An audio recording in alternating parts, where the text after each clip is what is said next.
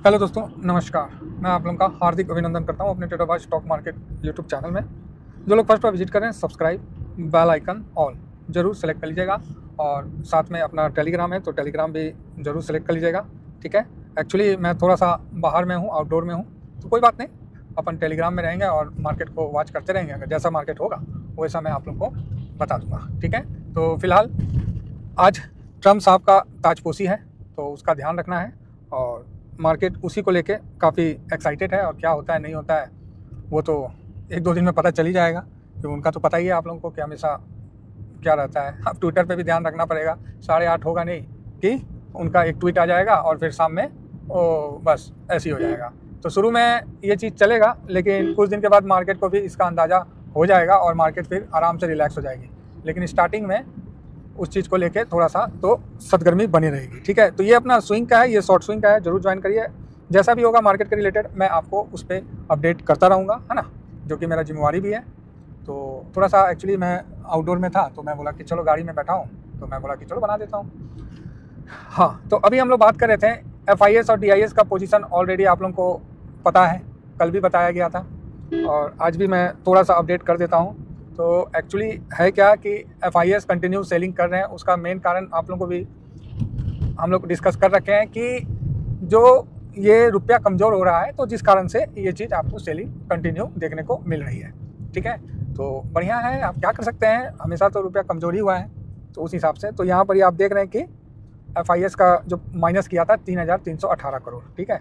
तो करने दीजिए, अब क्या कर सकते हैं। टोटली 45 समथिंग करोड़ का बिकवाली कर रखा है FIS ने, और DIS ने 49 CR का, आपके 49,000 करोड़ का बाई भी कर रखा है इस मंथ का, ड्यूरिंग दिस मंथ 2025।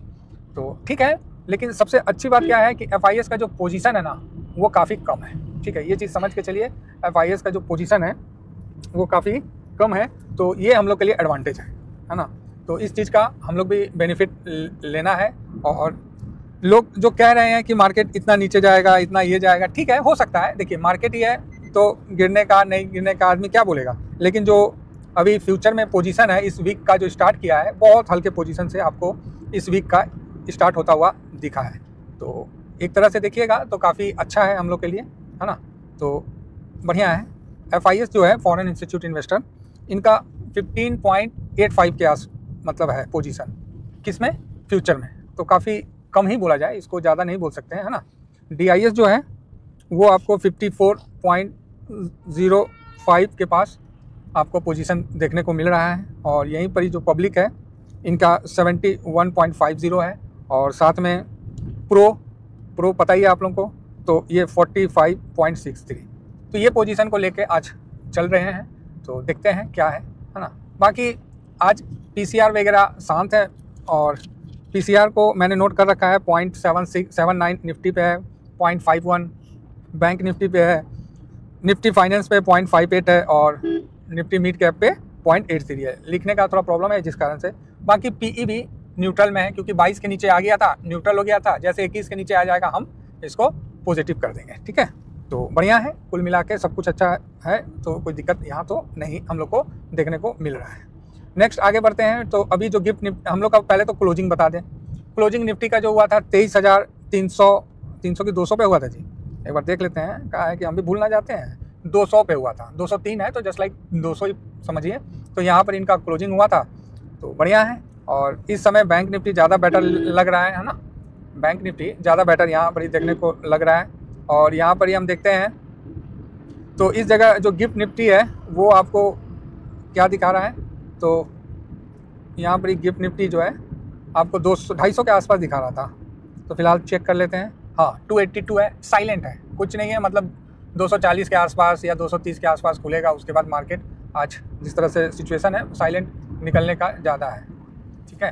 तो इसको हम लोग विशेष ध्यान रखेंगे। और रही बात गोल्ड की, तो गोल्ड का भी प्राइस जो है ऊपर से हल्का सा नीचे की तरफ आया है, क्योंकि डॉलर इंडेक्स बढ़ा है, तो अभी 27-33। तो गोल्ड में भी दबाव आपको देखने को मिल रहा है। साथ में सिल्वर है, तो सिल्वर में भी आपको दबाव देखने को मिल रहा है। $31 से नीचे की तरफ सिल्वर लुढ़क गया है, तो यहाँ भी आपको दबाव देखने को मिल रहा है। तो कुल मिला के ठीक है। अब जो दिख रहा है तो सिल्वर अपना पोजीशन पे आ रहा है, तो यहाँ पर ही उसको टेक ओवर किया जा सकता है अपना, लेकिन डिसिप्लिन के साथ। ये मेरा अभी आपको कोई कहना नहीं है कि आप जाके बाई करो, मेरा बस ये कहना है कि आप इस चीज़ को समझो कि सिल्वर जब हम लोग प्रॉफिट बुक करवाएं, अभी जस्ट आपको परसों इन द सेंस हो गया कि फ्राइडे को थर्सडे को हम लोग प्रॉफिट भी बुक किए, क्लियर आपको शॉर्ट स्विंग में मौका मिला, अभी नीचे आ गया। तो जैसे सिल्वर का थोड़ा सा बाइंग जोन आएगा तो मैं आप लोगों को इन्फॉर्म कर दूंगा। बाकी कैश को होल्ड में रखना ही सबसे बेटर है और समझदारी के साथ हम लोग को काम करना है, ठीक है। और यहाँ पर ही जो डॉलर इंडेक्स है वो 109 के ऊपर अभी भी बना हुआ है, जो कि अच्छा नहीं है। डॉलर इंडेक्स 109 के ऊपर बना हुआ है, जो कि अच्छा नहीं है। तो इसका ऊपर रहने से आपको कमोडिटी में दबाव देखने को मिलेगा, जो कि मिल रहा है ना। दबाव देखने को क्या मिलेगा, जो कि मिल रहा है, आप लोगों के सामने देख रहे हैं। और रही बात यहाँ पर ही रुपया तो जस्ट कमज़ोर हो ही रहा है, तो उसमें कुछ करना भी उचित नहीं है। और यहाँ पर ही हम देखते हैं, थोड़ा सा डाउ जोन को देख लेते हैं। तो डाउ जोन तो ठीक ही ठाक है, फिलहाल 23 पॉइंट माइनस होके बस है। तो हम इसको नज़र लेते हैं। नेस्डेक को भी देखते हैं तो जस्ट लाइक वैसा ही है। अब ये है कि फ्राइडे का जो सेशन था उसमें क्या हुआ था, तो उसको देखने से पहले एक बार फ्राइडे का सेशन देख लेते हैं। तो फ्राइडे का सेशन में जो दाऊ था वो भी ठीक ही ठाक था, 334 पॉइंट अप होके बंद हुआ था। नेस्डेक भी उसी तरह अप होके बंद हुआ था, है ना। तो ठीक है, कोई ऐसी दिक्कत वाली बात तो फिलहाल तो नहीं दिखने को मिल रही है। तो यहाँ थोड़ा सा हम जापान को देख लें, निकाई को। तो निकाई को जब हम देखते हैं तो निकाई अभी 481 पॉइंट होके 481 पॉइंट का तेज़ी के साथ निकाई चल रहा है, जो कि अच्छा है ना। तो बढ़िया है, अच्छा है, मतलब एशिया में मूड माहौल सही है। और यहाँ पर ही हम थोड़ा चाइना को भी देख लेते हैं कि चाइना का क्या, अगर चाइना का कोई पैकेज पुकेज दे देता है तो बहुत बढ़िया है। ये ससुरा खाली बोलता है, देता तो है नहीं, हैं, खाली बोल देता है कि हम देंगे, और सब जाकर निवेश कर देता है तो वहाँ देवे नहीं करता है। तो देखिए वहाँ का तो अभी चल नहीं रहा, चाइना का तो पता ही है, कथनी और करने में बहुत अंतर है। तो ठीक ही है। तो निफ्टी का जो सपोर्ट लेवल अपन कल डिस्कस किए थे, वही सपोर्ट लेवल हम इसको मान के चलेंगे। और ब्रेंट जो है फिलहाल अभी 81 के पास है, तो बढ़िया है। ब्रेंट जो है, क्रूड ऑयल बोलिए, ब्रेंट बोलिए, तो ये ठीक है, कुल मिला के अभी यहाँ पर ही अच्छा है, 81 के आसपास है, ओके है। और यहीं पर ही हम देखते हैं कि आपको जो बॉन्ड यील्ड है अभी कितना पे है, तो चेक कर लेते हैं बॉन्ड यील्ड कितना पे है। तो बॉन्ड यील्ड सर आपको, चलिए छोड़िए, ये तो यूएस का बॉन्ड यील्ड है, चल रहा नहीं है नेट, थोड़ा चल गया। तो 4.63 के पास आपको देखने को मिल रहा है, ठीक है, कोई नहीं। बाकी एडीआर में देखिएगा तो एडीआर रिलायंस का बहुत स्ट्रॉन्ग रहा है, जो कि बहुत अच्छा है। रिलायंस का एडीआर जो है ज़बरदस्त भागा है। विप्रो का भी 4.424 के पास भागा है, और रिलायंस का 2.14% के आसपास क्या उतना ही है, 2.14% रिलायंस का पीसीआर आपको एडीआर भागा हुआ है। तो ये कहीं ना कहीं निफ्टी को गिरने नहीं देगा, ठीक है। और जो हल्का पोजीशन है वो आपको एक फ्यूचर का एक कॉन्फिडेंस देता है कि यहाँ से ज़्यादा निफ्टी और टूटना नहीं चाहिए। देखिए अब टूटने को कैसे टूटेगा, एक तो एफआईएस का पोजीशन कम है, दूसरा रिलायंस का रिजल्ट अच्छा आया है और रिलायंस मजबूती दे ही रहा है, साथ में एडीआर में भी बाइंग हुआ। तो कहीं ना कहीं आप लोगों के लिए, ये हम लोग के लिए पॉजिटिव है कि निफ्टी मजबूत रहेगा। हाँ, बैंक निफ्टी पर्टिकुलर एक सेक्टर है तो वहाँ दबाव बन सकता है, अदरवाइज सही है, ठीक है। आइए सारे डाटा को एक जगह रख के हम एक एनालिसिस कर लेते हैं और देखते हैं कि क्या मतलब इसका रिजल्ट निकल के आता है।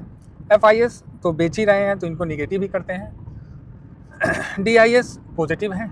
प्रो अगर बड़ी बिकवाली होती है तो प्रो की भी खरीदारी आपको देखने को मिलेगी। इंडिया विक्स फिलहाल तो 15 के आसपास है, तो चलो निगेटिव ही कर देते हैं। पीसीआर जो है यहाँ पर ही न्यूट्रल का व्यू पीसीआर लेके चल रहा है। गोल्ड ऊपर में गिरावट आई है तो डॉलर इंडेक्स के कारण, गोल्ड में डॉलर इंडेक्स के कारण गिरावट आई है, तो अपन देखते हैं। फिलहाल इसको हम न्यूट्रल रखते हैं। और क्रूड ऑयल 81, मतलब ये भी न्यूट्रल ही है, क्योंकि अगर 80 से नीचे होता हम पॉजिटिव करते हैं। यूएस मार्केट पॉजिटिव है, रुपया निगेटिव है, डॉलर इंडेक्स निगेटिव है और पीई न्यूट्रल है। तो कुल मिला के आपके सामने 1 2 3 4 निगेटिव, 3 पॉजिटिव और आपको 1 2 3 4 आपको न्यूट्रल देखने को मिल रहा है। तो यहाँ पर ही बाजार जो है आपको एक मिला जुला असर दिखाएगा और बिल्कुल बाजार जो है आपको रेंज बाउंड फंसने का पूरा चांस है, क्योंकि डाटा यही आपको अभी तक बता रहा है, ठीक है। बाकी फंसता है नहीं फंसता है वो एक अलग बात है, बाकी डाटा जो है वो आपको ये चीज़ क्लियर बता रहा है कि आपको यहाँ पर ही फंसेगा, ठीक है। चलिए आशा करता हूँ कि मैं आप लोगों को व्यू पसंद आया होगा। इतना ही कहकर मैं अपनी वाणी को विराम देता हूँ। Thank you very much. जय हिंद, जय भारत।